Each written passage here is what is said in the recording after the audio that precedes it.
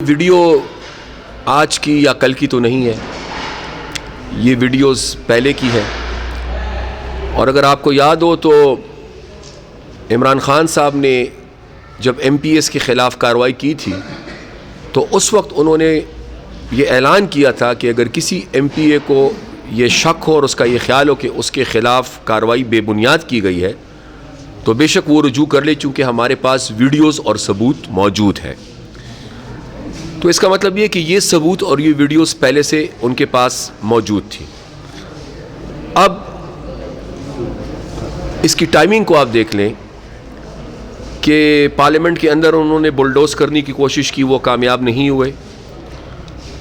اس کے بعد وہ سپریم کورٹ گئے، ابھی اس پہ فیصلہ آنا باقی ہے، اور ابھی سپریم کورٹ کا فیصلہ بھی نہیں آیا تھا کہ وہ ایک آرڈیننس انہوں نے جاری کر دیا ہے۔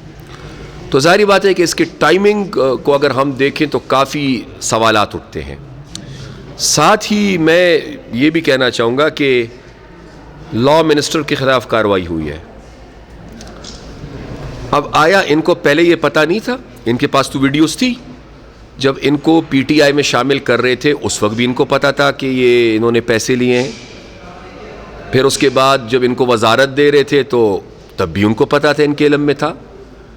اب جا کر انہوں نے ان کو پارٹی سے نکالا ہے، اور اسی کے ساتھ ایک نہایت ہی اہم سوال دوسرا اٹھتا ہے کہ کچھ ایم پی ایس کے مطابق ان کا کہنا یہ ہے کہ اس وقت کے وزیر اعلیٰ صاحب نے ہمیں کہا تھا کہ آپ یہ پیسے لے لو، اس وقت کے وزیر اعلیٰ، اور یہ پیسے ہم نے اسپیکر ہاؤس میں لیے تھے۔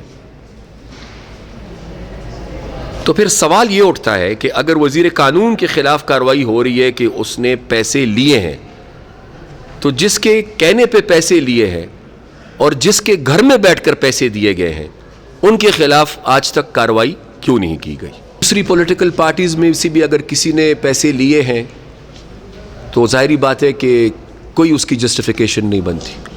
ہارس ٹریڈنگ ہے، ضمیر فروشی ہے، وہ چاہے کسی بھی سیاسی پارٹی کا کارکن کرے۔ ضمیر فروشی کی ہم مذمت نہیں کرتے، اس پہ لعنت بیچتے ہیں۔ کم از کم ہم نے تو جب بھی ہمیں اس طرح کے حالات کا سامنا کرنا پڑا ہے، 90s میں ہم نے اپنے ایم پی ایس کو نکالا، 2003 میں ہم نے اپنے ایم پی ایس کو نکالا، اور سینٹ چیئرمین کے ووٹ میں جب کافی بڑی تعداد میں ووٹ میں نہیں، ووٹ آف نو کانفیڈنس میں جب فلور کراسنگ کی گئی، ہارس ٹریڈنگ کی گئی، وہ ناکام رہے ہم اس میں، تو صرف واحد اے این پی نے اپنے ایک واحد سینیٹر کو پارٹی سے نکالا اور کسی نے نہیں نکالا۔ لیکن میں پی ٹی آئی کی اس لیے بات کر رہا ہوں کہ میں نے یا مسلم لیگ نے یا پیپلز پارٹی نے تو مدینہ کی ریاست کی دعوے داری نہیں کی۔ جو مدینہ کی ریاست کی دعوے داری ہے جن کی، کم از کم ان کو تو خیال رکھنا چاہیے۔ جب مجھ سے سوال کیا جاتا تھا پرویز خٹک صاحب کے بارے میں تو میں اس کا جواب دیتا تھا۔ محمود خان صاحب کو اللہ نے وزیر اعلیٰ بنا دیا ہے، اور وزیر اعلیٰ کی حیثیت سے قابل احترام ہے میرے لیے وہ، لیکن میں ان پہ کمنٹس کرنا مناسب نہیں سمجھتا۔ یہ کمنٹس اگر میرے پارٹی کی کوئی اور عہدیدار کر لیں تو میرے خیال سے مناسب ہوگا۔ شکریہ۔